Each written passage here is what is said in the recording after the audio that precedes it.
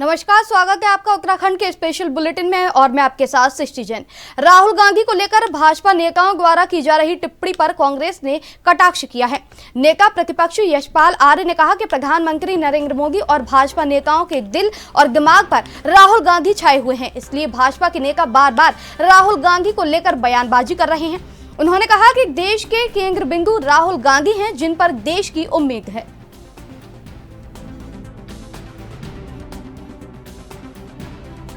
आपकी क्या प्रतिक्रिया? अब देखिए भाजपा क्या कह रही है। प्रधानमंत्री का और भाजपा का एक ही वाच राहुल गांधी पर ही सीमित रह गया है। पूरा केंद्र बिंदु राहुल गांधी जी है। देश के केंद्र बिंदु राहुल गांधी जी, देश की आशा राहुल गांधी जी, और भारतीय जनता पार्टी के भी दिल और दिमाग में राहुल गांधी जी बसे हुए हैं।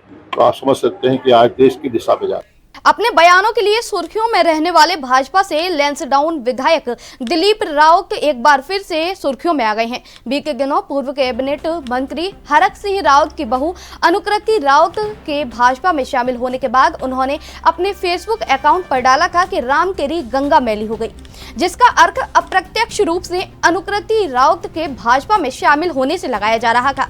इस पूरे मामले में उन्होंने कहा कि लोकसभा चुनाव के समय 14,000 से अधिक अन्य पार्टी के पदाधिकारी और कार्यकर्ता भाजपा में शामिल हुए हैं।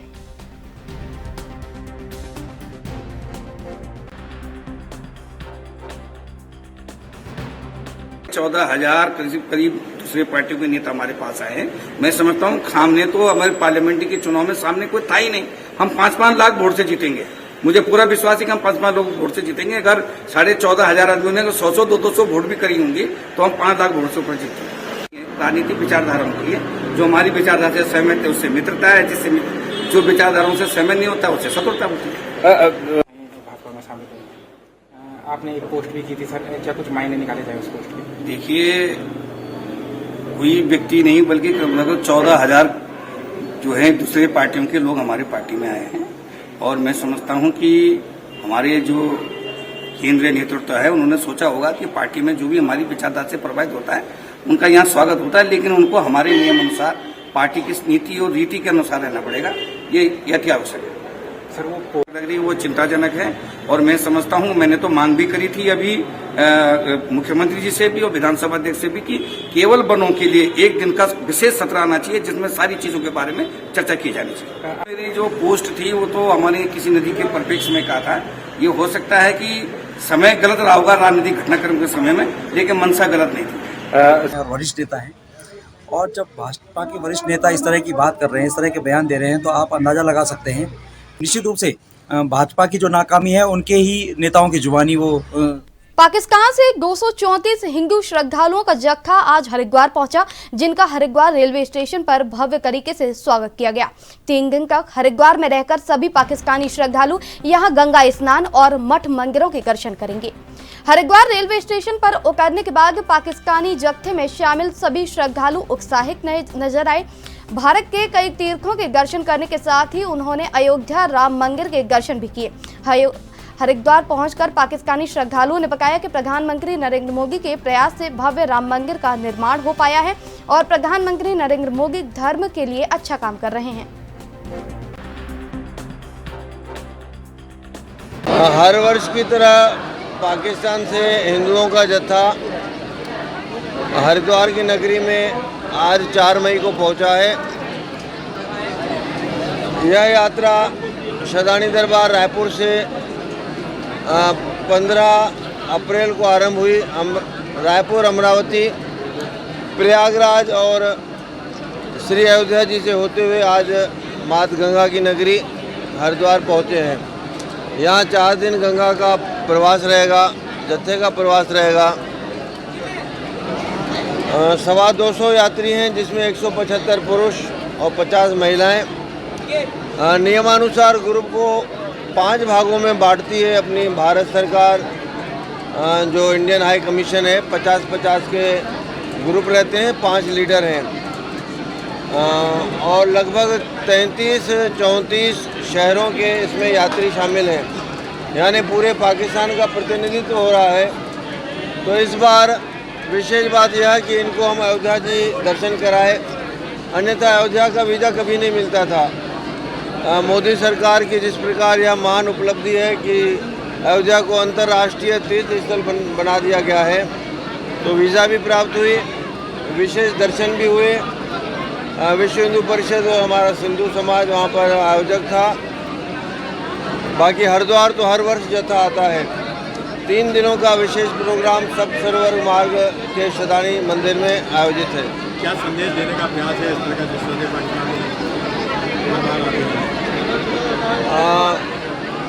यह एक सनातन की सेवा है।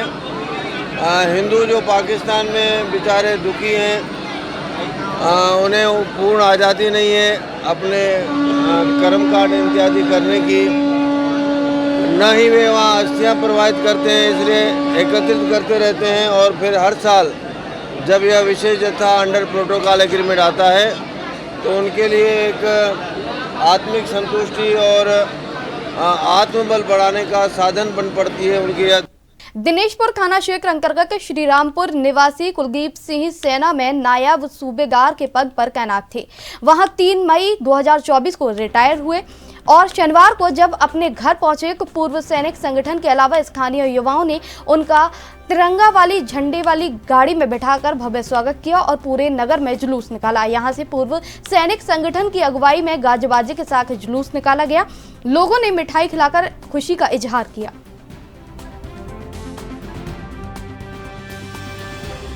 मैं इनका दिल की गहराइयों से बहुत बहुत धन्यवाद करना चाहता हूं, जो आप लोगों ने मेरा ग्रांड वेलकम किया है। बहुत ही अच्छा आपने जो मेरा स्वागत किया है, उसके लिए मैं जितने भी हमारे साथ साहब लोग हैं या जितने सिविलियन पर्सन हैं, तमाम का मैं तहे दिल से धन्यवाद कहना चाहता हूं। मुझे पता है कि यहाँ काफ़ी गर्मी है, धूप भी सबको लग रही होगी, लेकिन उसके बावजूद भी आप यहाँ आए हो। किस लिए आए हो कि एक फौजी है, फौजी के बंदे के साथ एक इमोशनली अटैचमेंट होता है, सबका होता है। तो आपको, आप ना धूप देख रहे हो ना गर्मी देख रहे हो, फिर भी आप यहाँ आए हो, जुड़े हो, तो उसके लिए मैं आपका दोबारा से फिर कहना चाहता हूँ बहुत बहुत धन्यवाद। जैसे हमारे उस्ताद जी ने एक पॉइंट कहा था कि नशा एक ऐसी चीज है जो बंदे को जिंदे जी एक चिता का काम करता है। ठीक है, चिंता अलग है, एक चिता है। तो नशे से हमें, जो हमारा युवा है, जितना भी युवा है, उनको नशों से दूर रहना चाहिए। तो ये मैं सबसे यही रिक्वेस्ट करता हूँ, अपना फिजिकल फिटनेस पे ध्यान दें, नशे से दूर रहें और अपने परिवार को जोड़ कर। तो मैं बहुत खुश हूँ कि मेरे हस्बैंड सही सलामत से बन घर आ रहे, और मैं युवा यूथ से यही कहना चाहूंगी कि सब लोग अपने घर से एक फौज में अपने बच्चों को जरूर भेजें। फौज के थ्रू हमें इतनी अच्छी फैसिलिटीज मिलती हैं और मतलब हर तरीके से, मतलब एक परिवार के जैसे। मैं खुद इनके साथ रही हूँ, कुछ ऐसा नहीं, मतलब हर परिवार से। देवभूमि उत्तराखंड में वनाग्नि के मामले लगातार देखने को मिल रहे हैं, जिसे लेकर सभी जिले के डीएफओ को वनाग्नि के लिए नोडल अधिकारी नियुक्त किया गया है। इसको लेकर उत्तराखंड वन विभाग के हाफ डॉक्टर धनंजय मोहन ने कहा कि सभी नोडल अधिकारी आग बुझाने की गतिविधियों का प्रबंधन करेंगे। साथ ही उन्होंने कहा कि हमारे द्वारा पूरी कोशिश करी जा रही है और कम से कम समय में आग से प्रभावित क्षेत्रों में पहुंचकर आग को बुझाने में सभी संसाधनों का इस्तेमाल किया जा रहा है। तो देखिए, नोडल ऑफिसर जो हैं वो पूरे डिस्ट्रिक्ट में पूरी एक्टिविटी को ओवरऑल मैनेजमेंट देखेंगे उसका।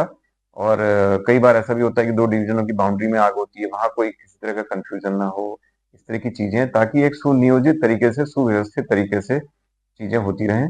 और किसी भी तरह का, क्योंकि इसमें कहीं भी कोई अगर कंफ्यूजन होता है, कुछ होता है, तो उसमें टाइम लूज होता है। टाइम लूज होने का मतलब आग और बड़ी हो जाती है और आउट ऑफ कंट्रोल जाने लगती है। तो सारी चेष्टा इसी की रहती है कि हम कम से कम समय में आग वाले स्पॉट पे पहुंचें।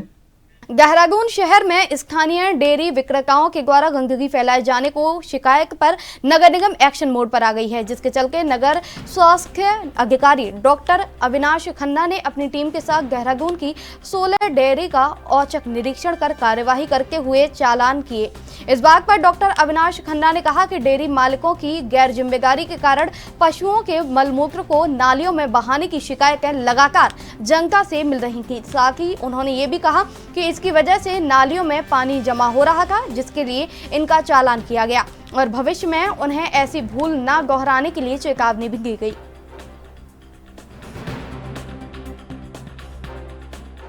देखिए, पिछले कई दिनों से शिकायतें भी मिल रही थी और गर्मियों का मौसम को दृष्टिगत रखते हुए, क्योंकि इनके द्वारा जो है शिकायतों में ये प्रकरण एक कॉमन था कि इन डेयरियों को द्वारा जो है क्षेत्र में जो है नालों में नालियों में जो है मलमूत्र जो है पशुओं का जो है वो बहाया जा रहा है, गोबर जो है, जिसकी वजह से एक पब्लिक न्यूसेंस के साथ साथ जो है नाले भी चौक हो रहे हैं और जिस कारण से सड़कों में पानी जो है बह रहा था।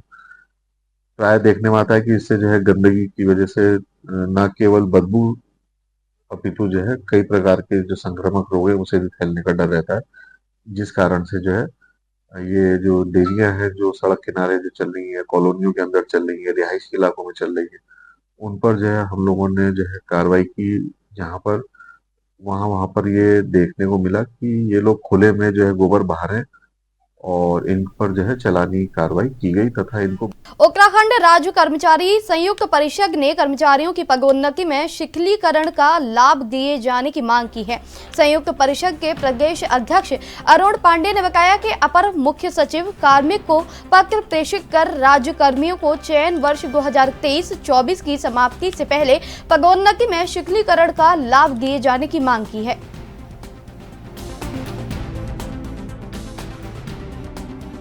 देखिए, लोकसभा चुनाव के में सारे कर्मचारी व्यस्त थे।